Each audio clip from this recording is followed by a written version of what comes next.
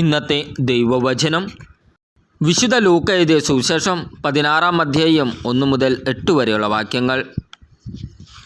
യേശു ശിഷ്യരോട് പറഞ്ഞു, ഒരു ധനവാന് ഒരു കാര്യസ്ഥനുണ്ടായിരുന്നു.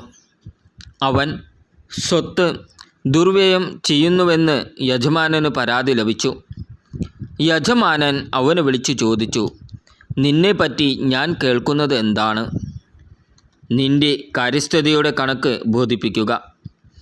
മേലിൽ നീ കാര്യസ്ഥനായിരിക്കാൻ പാടില്ല. ആ കാര്യസ്ഥൻ ആത്മഗതം ചെയ്തു. യജമാനൻ കാര്യസ്ഥത എന്നിൽ നിന്ന് എടുത്തു കളഞ്ഞതിനാൽ ഞാൻ ഇനി എന്തു ചെയ്യും? കിളയ്ക്കാൻ എനിക്ക് ശക്തിയില്ല. ഭിക്ഷ യാചിക്കാൻ ലജ്ജ തോന്നുന്നു.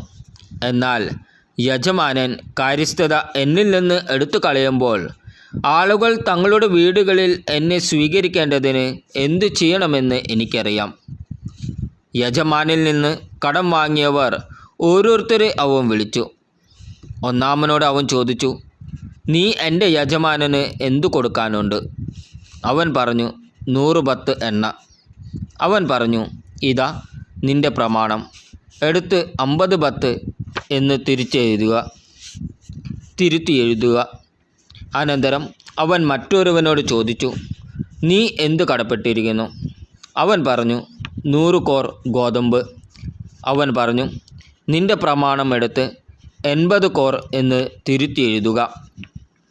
കൗശലപൂർവം പ്രവർത്തിച്ചതിനാൽ നീതിരഹിതനായ കാര്യസ്ഥനെ യജമാനൻ പ്രശംസിച്ചു.